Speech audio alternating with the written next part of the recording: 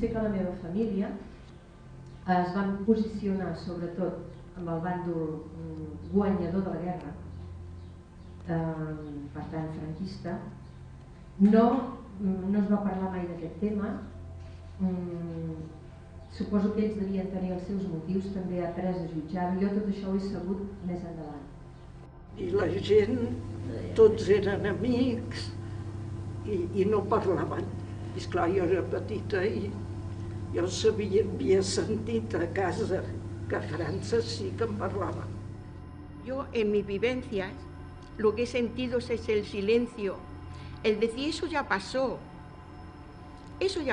por algo sería, no. No parlàvem, els meus tiets callaven, però algo molt gros va tindre de passar perquè la meva àvia no pogués suportar tot això i la meva àvia es va suïcidar tirant-se al carrilet, que aquí se'n volia. La covardia la pots demostrar ara, la pots demostrar ara, la covardia, la valentia, i tu, però del demés no n'ets responsable.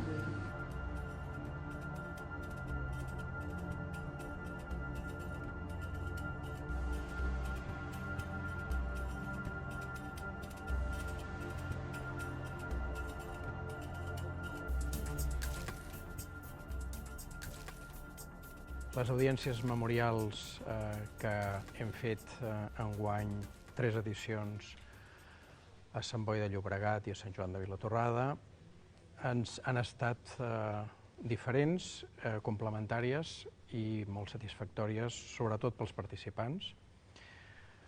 A efectes de valoració podem distingir bàsicament 3 moments claus.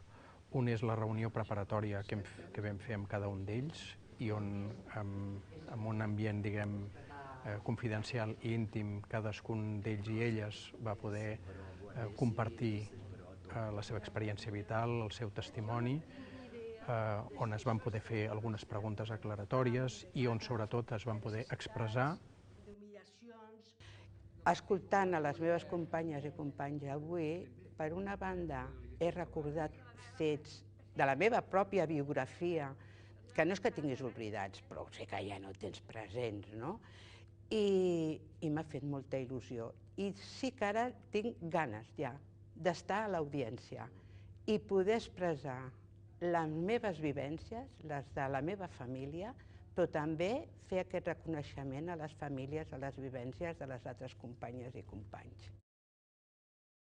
En alguns casos, ells mateixos han vingut a dir jo m'he descarregat d'un pes. Jo he pogut expressar per primera vegada en públic això que o no havia explicat mai o només havia explicat amb alguns membres de la família. Per tant, aquesta primera trobada preparatòria ja és reparatòria en els seus termes. Com a Ajuntament hauríem de dir que és un servei que hem de donar als nostres ciutadans, de poder escoltar, recollir aquests testimonis pel seu bé, perquè s'ha demostrat que es trenquen uns silencis que fins ara eren presons. Per tant, crec que és molt important que siguem capaços de traslladar-ho a tota la població, que siguem capaços que vingui la màxima quantitat de gent possible, des dels més petits als més grans, perquè en siguin testimonis, i no voldria que els que hem estat avui aquí fóssim els únics que tinguéssim el privilegi d'haver viscut aquests moments. En el segon moment és la pròpia audiència memorial, en el que allò que han compartit en un espai més confidencial decideixen, algunes d'aquestes persones, compartir-ho en públic davant de les autoritats i davant del poble i el mateix lloc on van ocórrer els fets. L'audiència memorial no és una conferència que donin els participants, no és un debat entre ells, tampoc és un diàleg entre els propis participants i el públic. Per aquest motiu no preveiem cap torn de paraula quan finalitza l'acte, és a dir, que els assistents no podran fer preguntes amb aquests testimonis. És un testimoni vivencial, és poder superar els fets dramàtics d'un passat que no es va poder transitar adequadament. I escoltarem el testimoni de la Mercè a partir del seu marit, Pere Dorca. És neta d'en Benito Puig i Vilaplana, que com sabeu va ser alcalde de Sant Boi en 2 ocasions, de l'any 39 a l'any 40 i de l'any 45 a l'any 51. Va ser un home de dretes que va contribuir a salvar la vida d'una persona del poble en el període de violència de rereguarda. Un dia, crec que devia ser un dissabte o un diumenge, ja que eren els dies que anàvem a fer el vermut a Cal Tilbert, i anàvem a seure a una taula i s'acosta el cambrer. I em diu que ell li deu la vida al meu avi. El miro i estava emocionat. Al dir-me que el meu avi l'havia amagat durant un any a casa seva perquè si no ell ja seria mort. I sabeu que us haig de dir que em sento molt orgullosa de ser la filla d'en Benet Puig.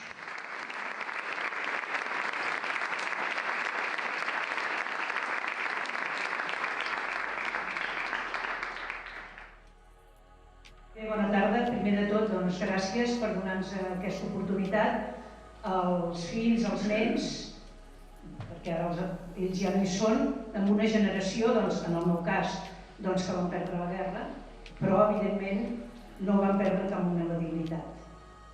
I ens van educar amb els principis de la pau, l'austeritat, la solidaritat entre els pobles, entre els treballadors, per la justícia laboral, i tot això posant l'accent en l'educació, la cultura i la implicació social. No només puc parlar com a alcaldessa, haig de parlar com a ciutadana perquè no solament he rebut missatges, he sentit emocions.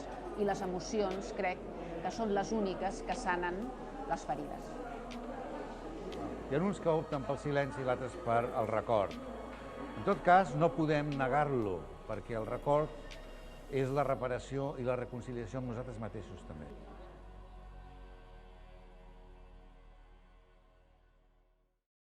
Hi ha hagut molts testimonis d'aquí que segurament el responsable directe de la mort dels seus familiars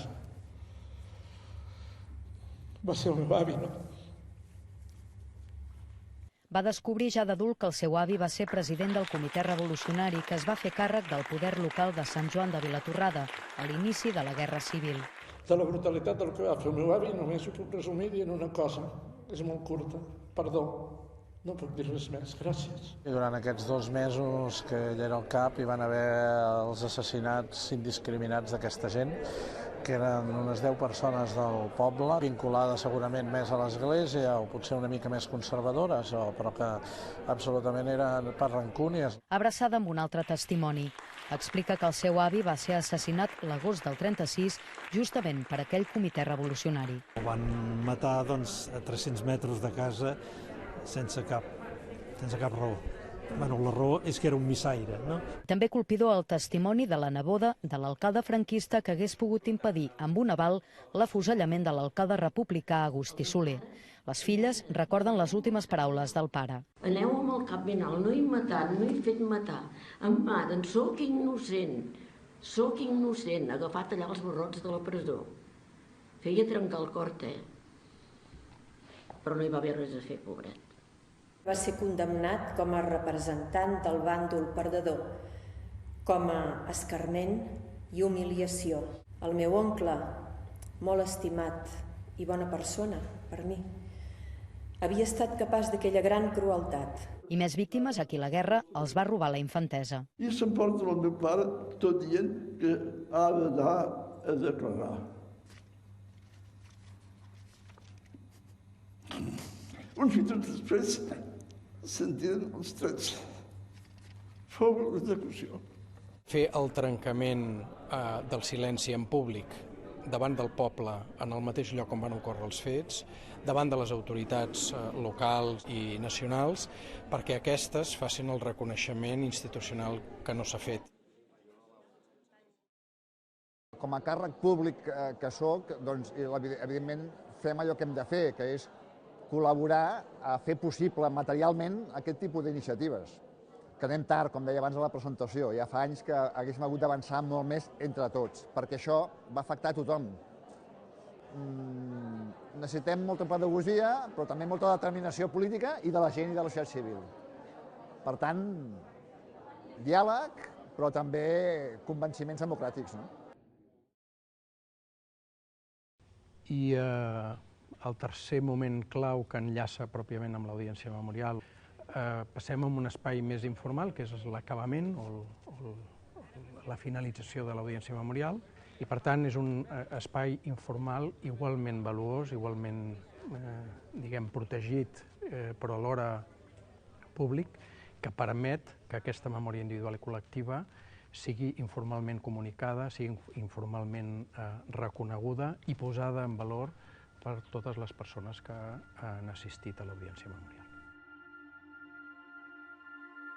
Potser he fet un cant al pacifisme, al no bel·licisme.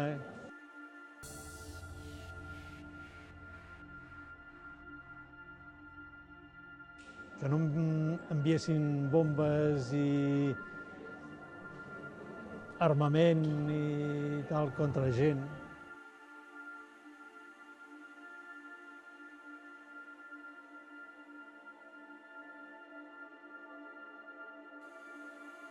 I que es construís més benestar per totes les persones i menys armament.